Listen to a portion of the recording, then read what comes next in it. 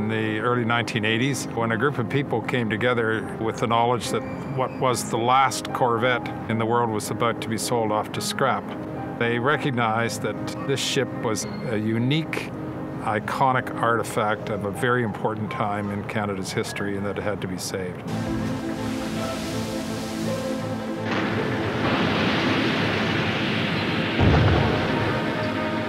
The Battle of the Atlantic was the longest campaign of the Second World War. When the war descends into a serious situation in the summer of 1940 with the collapse of France, the government really digs in and makes a major commitment to growth of the Navy and a major contribution to the Atlantic War. In war, a nation must be forthright, for the art of war is largely the ability to marshal the entire resources of a people. By early 1943, the ferocity of the Battle of the Atlantic went up almost like a tan curve. The losses of the merchant shipping, the tankers, the ones carrying tanks and guns, munitions and so on, and food for the United Kingdom were far outstripping the capability to rebuild. And so any escort was absolutely vital. This is where Canada stepped into the breach. What the Battle of the Atlantic demonstrates is that Canada has this kind of really important niche role in the North Atlantic in helping make sure that the stuff that has to pass to the front line in Europe gets there, because Canada has an important role to play in the process. It was the only campaign in which Canada was a nearly equal partner with the US and Britain in the prosecution of the war. And by 1944, the main transatlantic convoy routes are all under Canadian escort from New York right through to the UK. In the process, we used the war in a great many ways to industrialize Canada, to build industry that we didn't have before, electronics industry that can produce radar, and optics industry. We expand the steel industry and armaments industry. And naval ship construction becomes Canada's second largest industry and a very important part of the government's effort to industrialize Canada and make us a major industrialized nation after the war. So the war at sea plays a really crucial role to modernize and industrialize the Canada that we know.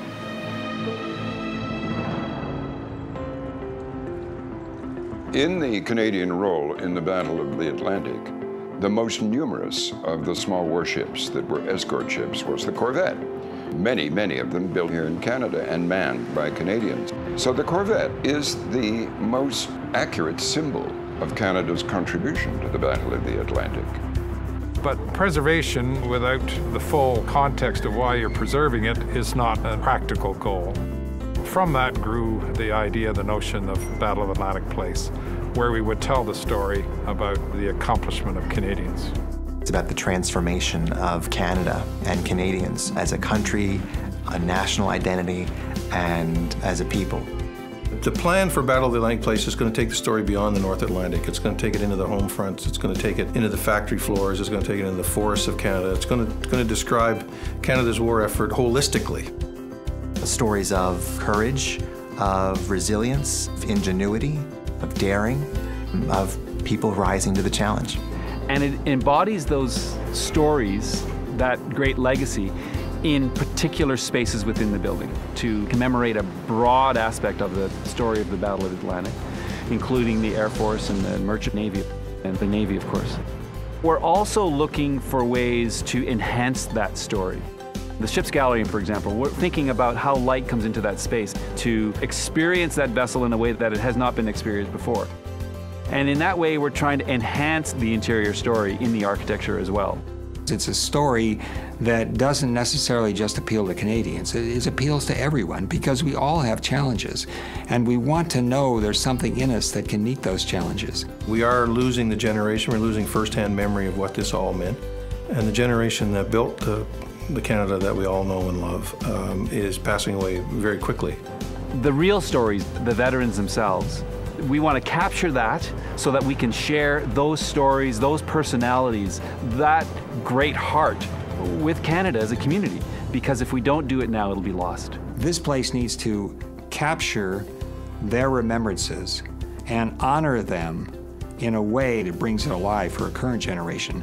It's never been told in this way before. For that reason, I think it's a hugely important voice that needs to be heard in the international exploration of World War II and the change that it brought about, not just in the world, but in Canada. On July 1st, 2017, Canada will be 150 years old. And that Canada was greatly influenced by the story that this vessel embodies. It's the story of the everyday men and women across Canada at the time who rose to the challenge that was put in front of them. Rise to the challenge. It's a clear theme statement for the people today who are trying to get Battle of Atlantic Place from a dream to reality. It is a metaphor for what Canada did in the Second World War, and I think for us who are involved in trying to make this Battle of Atlantic Place happen, it would be great if the country now rose to the challenge again and supported this as a way of celebrating accomplishments by Canadians.